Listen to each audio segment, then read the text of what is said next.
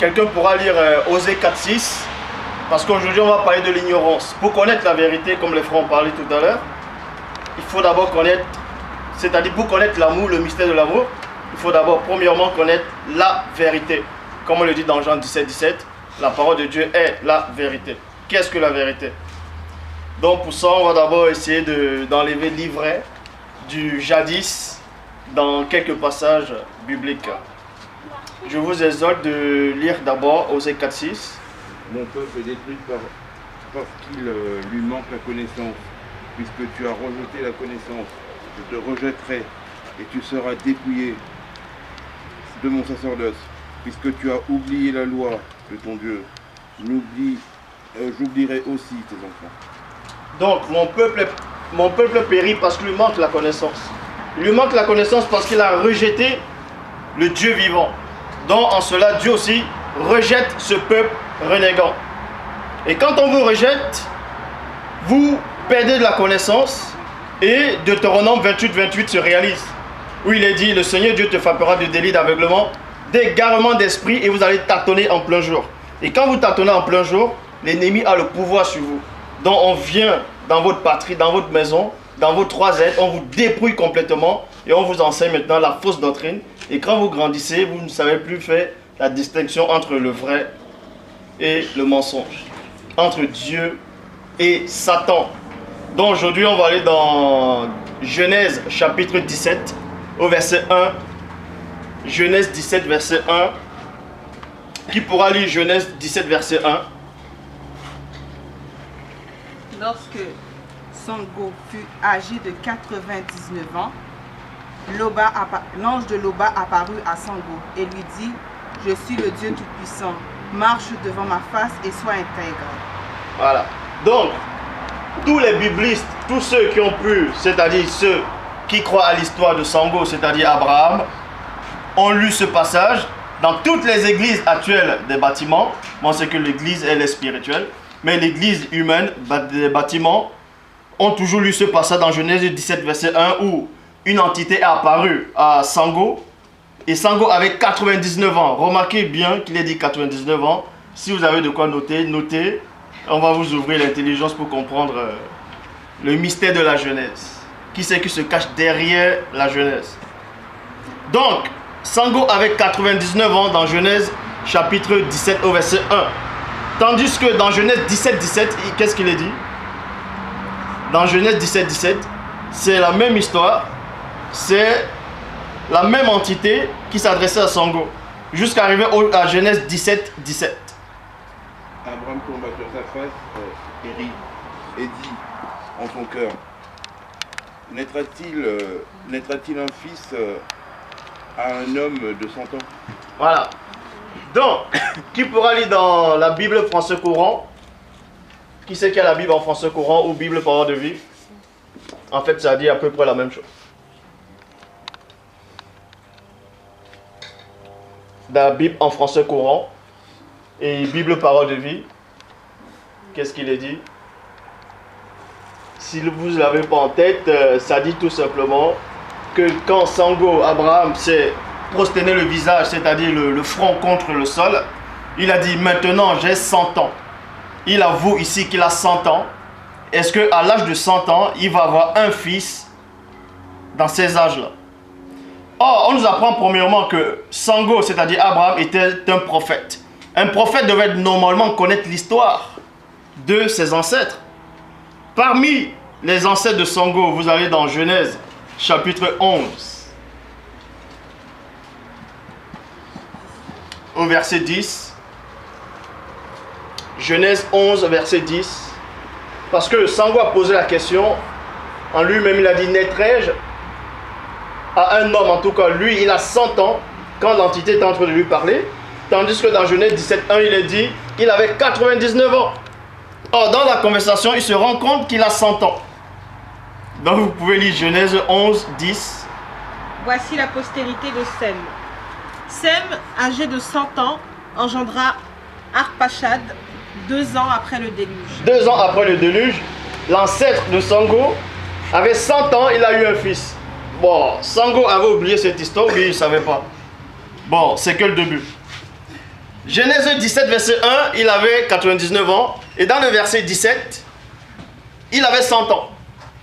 Tandis que dans le verset 21, qui va lire dans le verset 21 de Genèse 17? J'établirai mon alliance avec Isaac, que Sarah confortera à cette époque-ci de l'année prochaine. Donc vous voyez ici que l'entité donne une promesse à Sango en lui disant, l'année prochaine, c'est-à-dire 1 an plus tard, je reviendrai vers toi et tu auras un fils, en tout cas ta femme, Kigne. Sarah aura un fils. Et l'année prochaine, Sango aura quel âge alors? Par rapport au passage qu'on vient de donner. Si on s'arrête au verset 17 de Genèse 17, l'année prochaine, il aura 101 ans. Tandis que la même conversation, nulle part vous ne voyez où l'entité est partie et revenue un autre jour. On va dans le verset 24. Et c'est là où on voit exactement qui c'est qui a réellement écrit la Genèse. Ou bien qui c'est qui inspire la Genèse. Genèse 17, 24.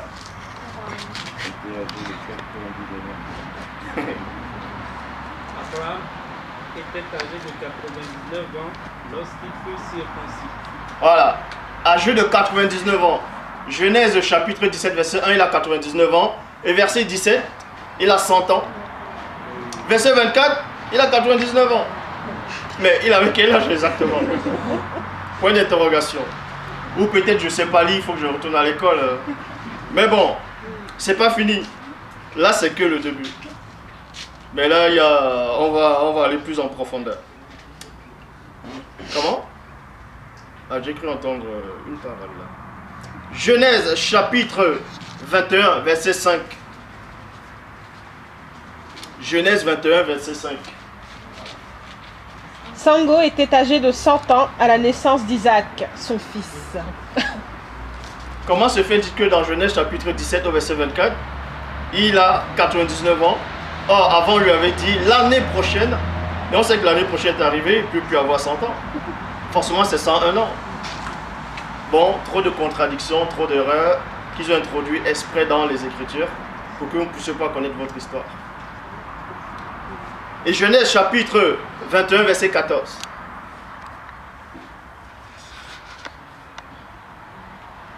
Sango se leva de bon matin, il prit du pain et une outre d'eau qu'il donna à Agar, voilà, et plaça sur son épaule. Il lui remit aussi l'enfant et la renvoya. Elle s'en alla et s'égara dans le désert de Beersheba. Voilà. Donc, qui va d'abord lire le verset 13? Verset 13 de Genèse 21.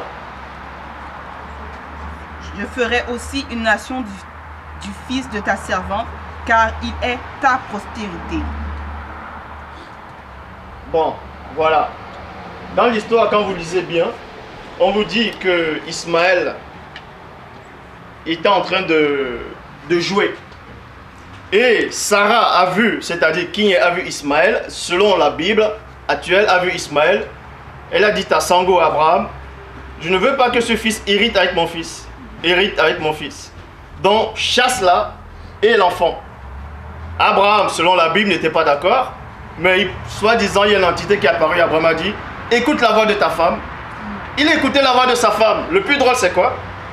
C'est que Abraham prend une outre d'eau, pose sur l'épaule d'Agar et du pain.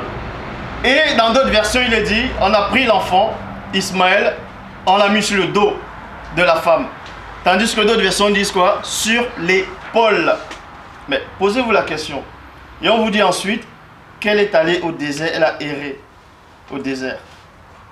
Mais Ismaël avait quel âge? Point d'interrogation. Quel âge avait-il? Genèse chapitre 17 au verset 25. Ismaël, son fils, était âgé de 13 ans lorsqu'il fut circoncis. Waouh! Ismaël avait 13 ans. Et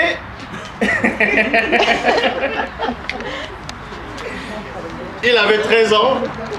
Et Isaac n'était pas encore né. 2 ans plus tard, il a eu quel âge? 15 ans. 15 ans. Comment on va mettre un enfant de 15 ans sur l'épaule d'une femme avec une outre d'eau sur l'épaule et tu peux marcher jusqu'au désert? Ou bien sûr sur le dos. Ça tient plus la route. Ça n'a plus de sens. Ou peut-être, comme j'ai dit tout à l'heure, je ne sais pas lire. Donc tous ces soi-disant pasteurs qui se disent inspirés de Dieu, quand vous lisez ce passage-là, je ne sais pas ce que vous lisez, mais c'est fort, c'est fort, c'est fort. Donc c'est pour vous donner, pour vous montrer à quel point l'homme est encore plongé dans l'ignorance. C'est pour ça que l'Ecclésiaste, en tout cas Salomon dit dans Proverbe 19, le manque de science n'est bon pour personne. Franchement, c'est vraiment pas bon. C'est vraiment pas bon. Et c'est pour ça que tous ceux qui se disent pasteur ou apôtre bishop trompent beaucoup ceux qui n'ont pas cette révélation. Ils parlent tout le temps de l'enfer. L'enfer, le séjour des morts, le lac de feu. Donc aujourd'hui, maintenant on va parler du lac de feu. Parce que j'avais fait une vidéo sur le lac de feu, je ne suis pas arrivé à la fin. Et la dernière vidéo, j'avais dit que comment on va prendre la mort qui est une notion, on jette dans le lac de feu. Et là, c'est la suite. On va vous ouvrir l'esprit pour comprendre déjà le grand mensonge. Parce que s'il y a un grand mensonge dans la Genèse, le jour où vous allez comprendre la Genèse, réellement, vous allez comprendre tout. L'histoire de l'humanité. Donc, pour ça, on va dans Luc chapitre 6, non, Luc chapitre 16, à partir du verset 22. C'est là où ces pasteurs, soi-disant pentecôtistes, prennent tout le temps en disant, oui, mais c'est pas forcément une parabole. Ce mauvais riche-là, c'est vraiment l'enfer, c'est après la mort. Bon, vous allez lire Luc chapitre 16, à partir du verset 22 à 26. Le pauvre mourut, et il fut porté par les anges dans le sein de Sango. Le riche mourut aussi, et il fut enseveli. Dans le séjour des morts, il leva les yeux, et, tandis qu'il était en proie au tourment, il vit de loin Sango et Lazare dans son sein. Il s'écria, « Père Sango, aie pitié de moi et envoie Lazare pour qu'il trempe le bout de son doigt dans l'eau et me rafraîchisse la langue, car je souffre cruellement dans cette flamme. » Sango répondit, « Mon enfant, souviens-toi que tu as reçu tes biens pendant ta vie et que Lazare a eu les maux pendant la sienne. Maintenant, il est ici consolé et toi, tu souffres. » Voilà. Et dans la suite, on vous dit, déjà il y a un grand abîme entre nous et vous, afin que ceux qui sont du côté de Sango ne puissent aller de l'autre côté, ainsi de suite. Bon, on va décortiquer ce passage-là maintenant. On va décortiquer, parce que je suis le décortiqueur. On va décortiquer. Premièrement, dans les églises actuelles, en tout cas les fausses églises, on vous dit que le pécheur qui meurt, il ira dans le lac de feu, en tout cas dans le séjour de mort, et là-bas il va souffrir comme le mauvais riche. Or, nous savons premièrement que c'était une parabole. Avant d'aller dans Ecclésiaste, on va d'abord aller dans Ésaïe chapitre... Non, on va plutôt aller, oui, dans Ésaïe chapitre 9, au verset... Ésaïe chapitre 9, au verset... Ésaïe 14, 9, plutôt. Ésaïe 14, 9. Le séjour des morts s'émeut jusque dans ses profondeurs, virgule, pour t'accueillir à ton arrivée, point virgule. Il réveille devant toi les morts, virgule, tous les grands de la terre, virgule. Il fait lever de leur trône tous les rois des nations. Voilà. Premièrement, dans Ésaïe 14, 9, qui va lire dans la Bible seconde 21? Qui c'est qui a la Bible seconde 21? Ouais. En bas, le séjour des morts s'agite pour toi. Oui. À l'annonce de ton arrivée. Voilà. Il réveille pour toi les défunts, tous les grands de la terre. Lis plus fort. Ouais. Tous les grands de la terre. Il fait se lever de leur trône tous les rois des nations. D'accord. Premièrement, dans Luc 22, on vous dit que le mauvais riche est allé dans le séjour des morts. Et là-bas, il souffrait. Il souffrait dans le séjour des morts parce qu'il est dit dans Hébreux chapitre 9 au verset 27. Il est dit quoi? Hébreux 9, 27.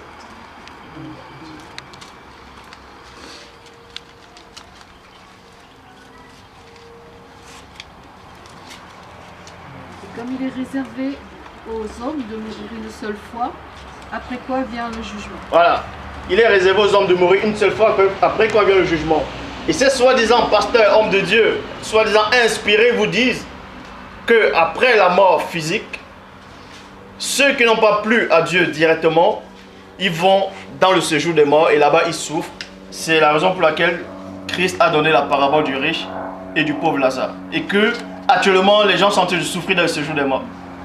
Bon, et comme j'ai pris Ésaïe chapitre 14 au verset 9, on parle aussi du même séjour des morts.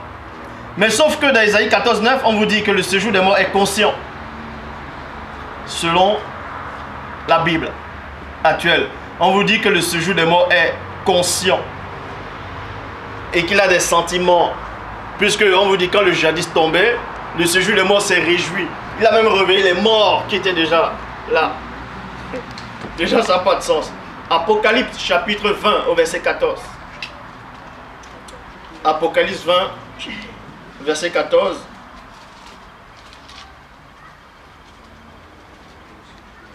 Et la mort et le séjour des morts furent jetés dans l'étang de feu. C'est la seconde mort, l'étang de feu. Voilà. La mort et le séjour des morts furent jetés dans l'étang de feu. C'est la seconde mort. Mais la mort, ce n'est pas un esprit, c'est une notion. Comment on va jeter la mort dans l'étang de feu pour qu'il meure encore deux fois? Donc la mort meurt aussi.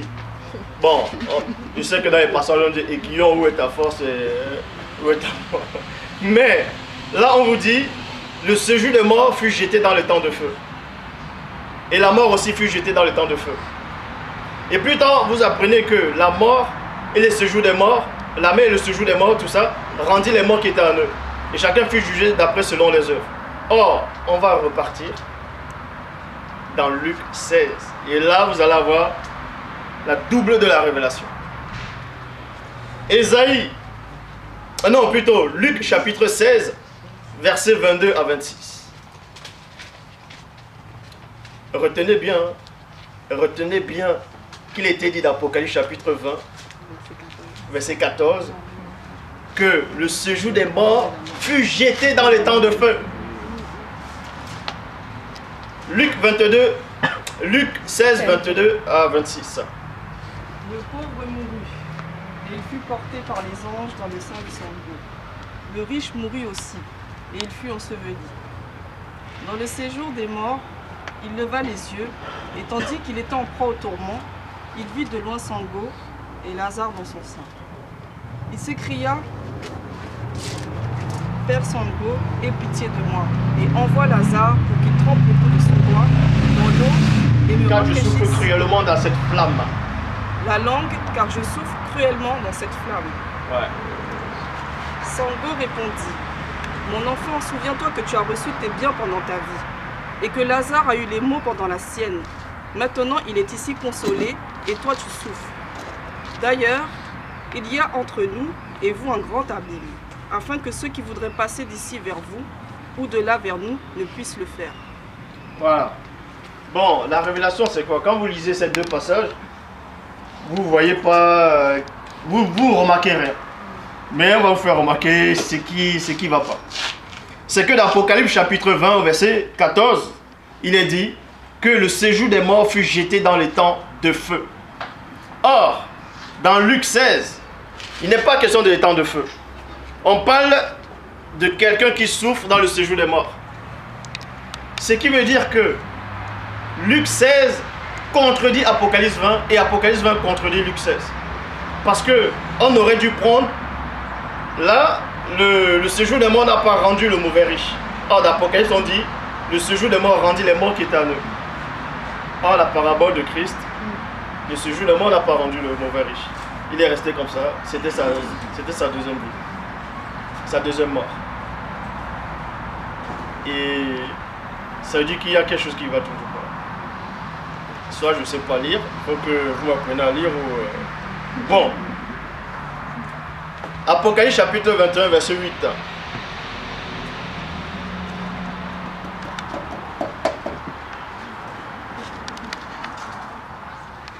Mais pour les lâches, les incrédules, les abominables, les meurtriers, les impudiques, les enchanteurs, les idolâtres et tous les menteurs, leur part sera dans les temps de feu ardent, dans les temps ardents de feu et de soufre, ce qui est la seconde mort. Ce qui est la seconde mort. Et on vous dit que le séjour des morts allait dans le... Bon, le séjour des morts, c'est quoi? C'est un lieu. Ce n'est pas un être conscient. Parce qu'il y en a qui n'ont aucune substance spirituelle. Ils vous disent, parce qu'il est dit, traduit d'après les textes originaux hébreux en grec. Donc en grec, séjour des morts, ça veut dire Hadès. Et Hadès qui était un démon de la mythologie grecque, c'est-à-dire le fils de Chronos, le frère de Zeus, le frère de Poséidon et en même temps Adhéra. Et son père, comme je disais, Chronos, c'était un démon du temps. Et lui aussi, il avait des frères, titans océans, qui engendraient les sirènes des eaux. Mais bon, on va pas parler de tout ça. Ceci pour vous dire qu'ils ont bien travaillé. Ils ont trafiqué votre histoire, ils vous ont bourré la tête, ils vous ont fait avoir peur. Et là, vous avez peur, vous ne savez plus quoi penser, quoi faire. On vous a toujours dit, si vous posez les questions, s'il y a des trucs bizarres dans la Bible, c'est normal. On vous dit que c'est normal. Les voies du Seigneur sont impénétrables. Mais là, c'est pas ce que la parole me dit. Hein. La parole me dit que le Saint-Esprit sonde tout, pénètre même les voies du Seigneur. Et elle apporte la vérité. Et le même Esprit de Dieu vous dit quoi? Dans Nombre 24, 19. Nombre 23, 19 plutôt. Parce que je pensais à Balaam. À Balaam avec l'astre. Nombre 23, 19. Dieu n'est pas un homme pour mentir. N'est fils d'homme pour se repentir. Comment se fait-il alors que Apocalypse 20 et Luc 16 ne se contredisent? Normalement, si ces soi-disant pasteurs disent que le séjour des morts c'est l'enfer,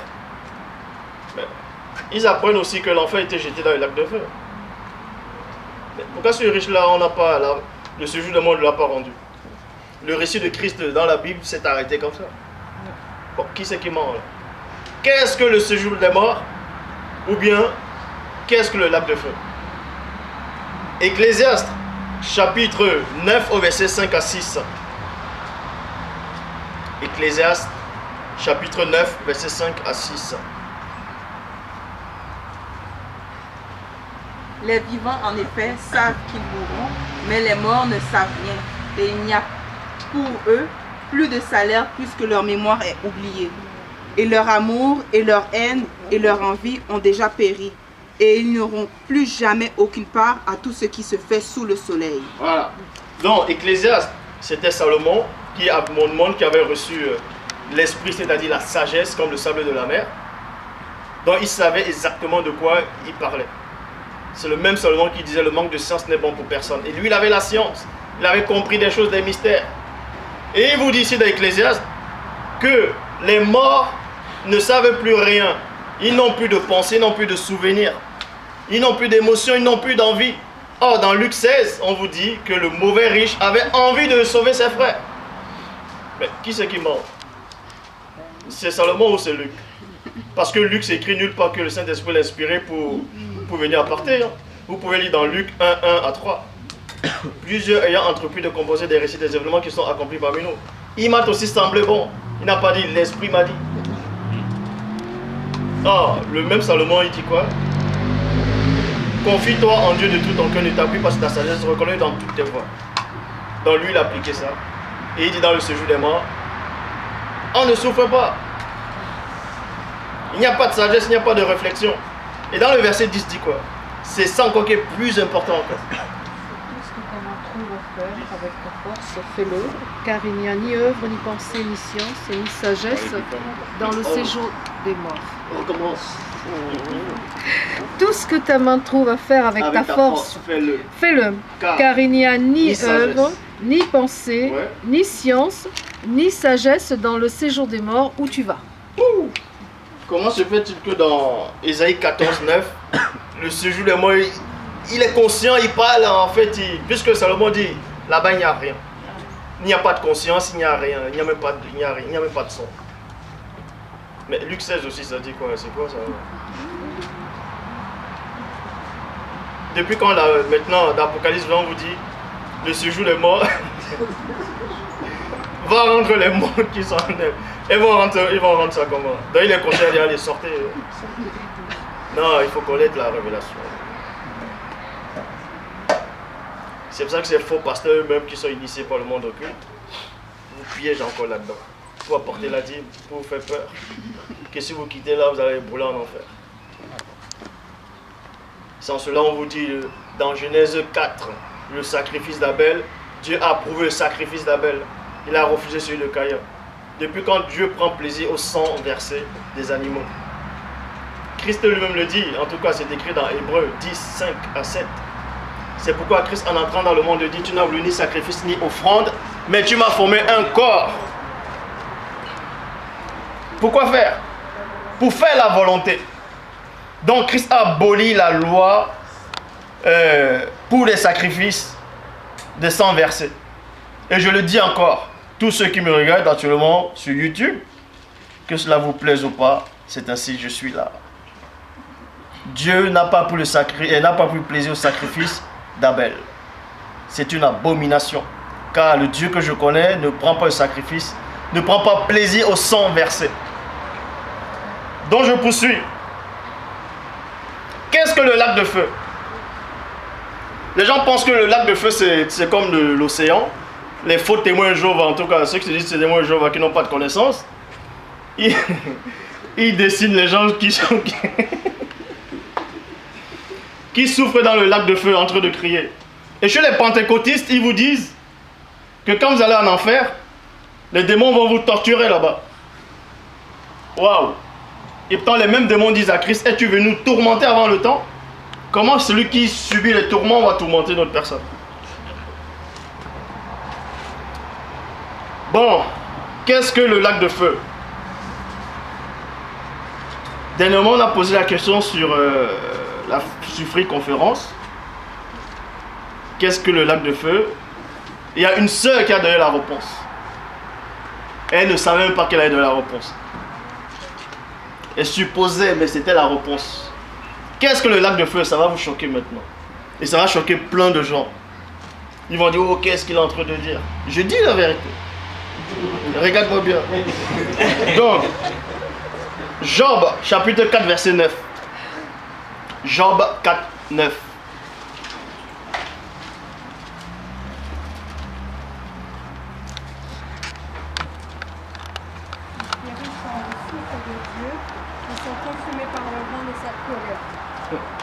Avant d'aller dans Job 4, 9, on va dans 2 Thessaloniciens, chapitre 2, verset 8.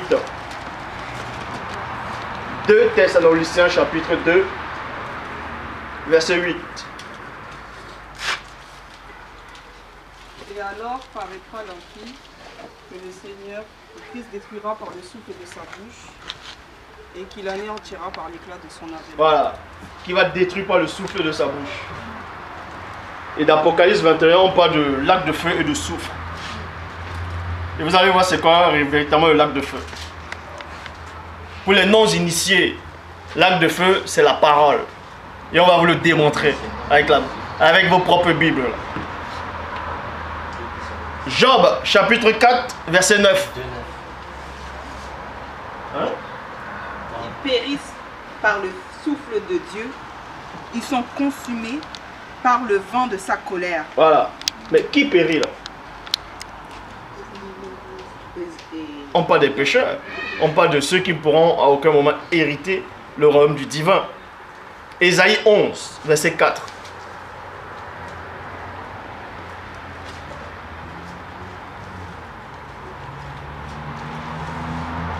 Mais il jugera le pauvre avec équité, et il prononcera des droitures sur les malheureux de la terre.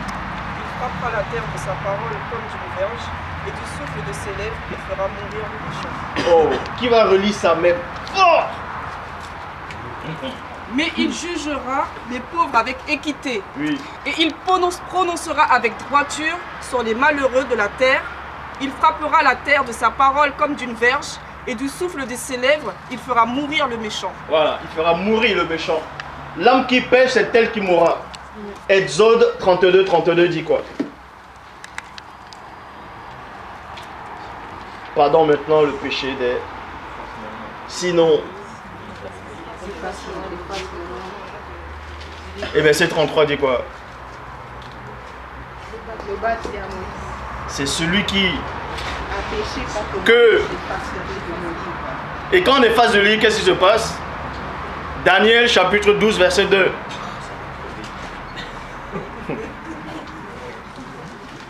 Plusieurs de ceux qui dorment dans la poussière de la terre se réveilleront, les uns pour la vie et les autres pour l'opprobre, pour la honte éternelle. Donc, c'est pour ça qu'il faut encore relire ce que tu viens de lire.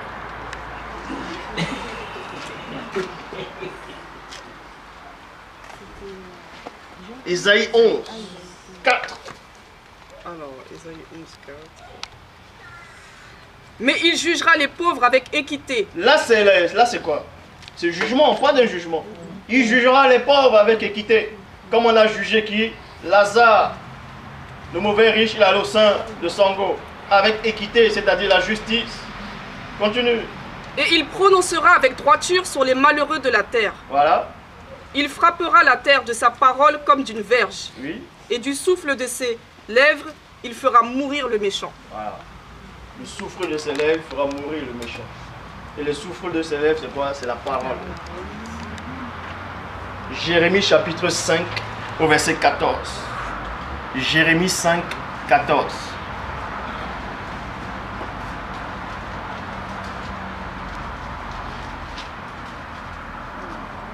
C'est pourquoi ainsi parle Loba, le Dieu des armées. Parce que vous avez dit cela, voici je veux que ma parole dans ta bouche soit du feu, et que ce peuple du bois, et que le feu les consume. Et que le feu quoi? Les consume. Et ça consomme le bois, non? Ah, ça vous fait drôle, hein? C'est pas fini. Jérémie chapitre 1, verset 9.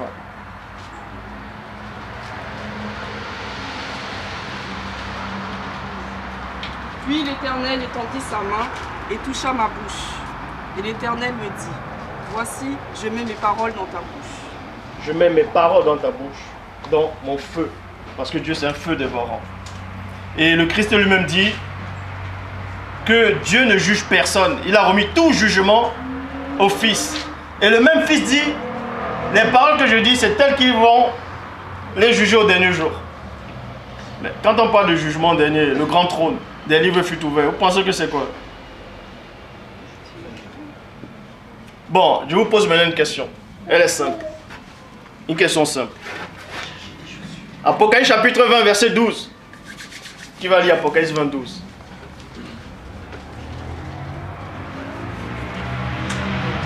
Et je vis les morts, les grands et les petits, qui se tenaient devant le trône.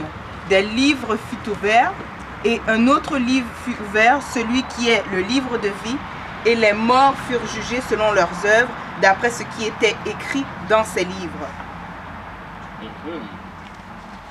Il y avait un grand trône, et dans Daniel, on parle des juges. C'est-à-dire, on voyait, il y avait des juges, c'était des juges. Bon, la question est de savoir, les pécheurs, vu que tout le monde dit aussi que c'est Christ qui juge au dernier jour, qui va revenir juger les morts et les vivants. Les pécheurs verront Christ,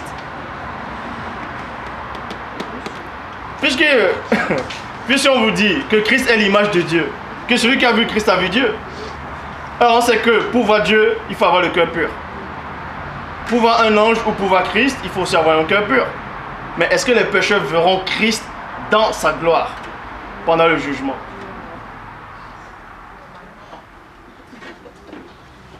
Parce que voir Christ, c'est voir Dieu. Voir un ange, c'est voir Dieu. C'est la gloire. Mais c'est quoi ces juges-là? Mon Seigneur, que Christ a reçu tout jugement. Et il dit néanmoins sa parole jugera au ce dernier jour.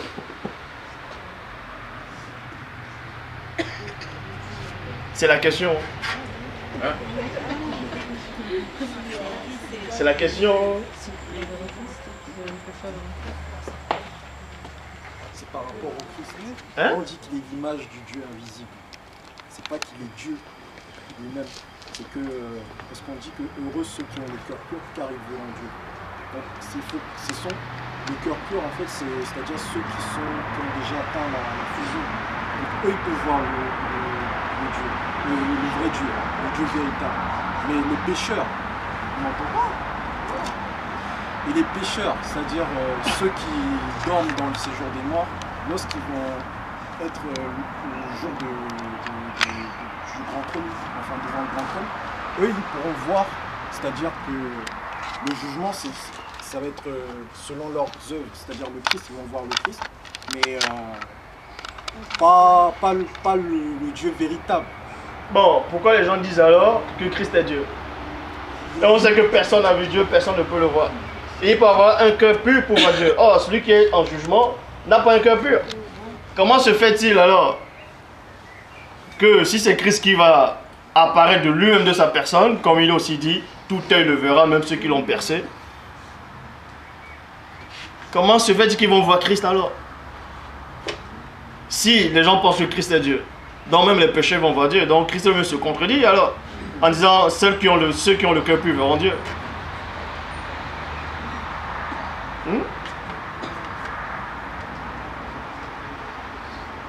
Non? Vous voyez pas?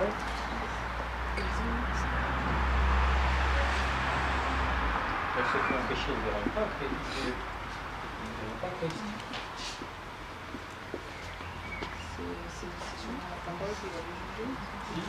C'est la parole qui juge. C'est juste la parole de Dieu qui va juger. Ouais. Ce ne sera pas Christ physiquement, ce sera sa parole.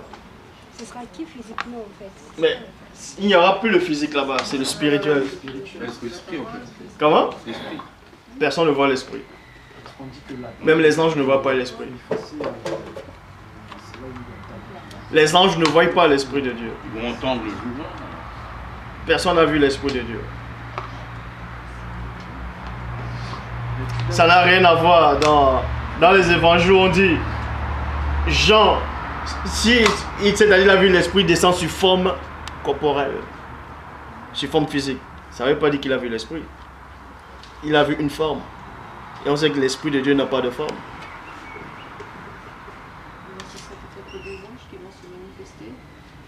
C'est une question? Oui. Voilà, donc je prends cette réponse. Est-ce qu'on peut dire que Christ n'est pas Dieu? Comment?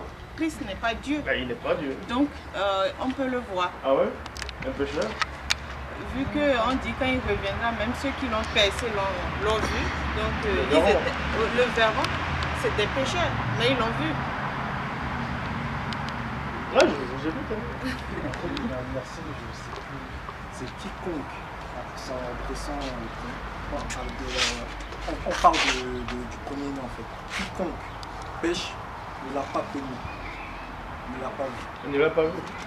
Donc en fait, ce quiconque là, en fait, on peut se dire que ça peut s'adresser à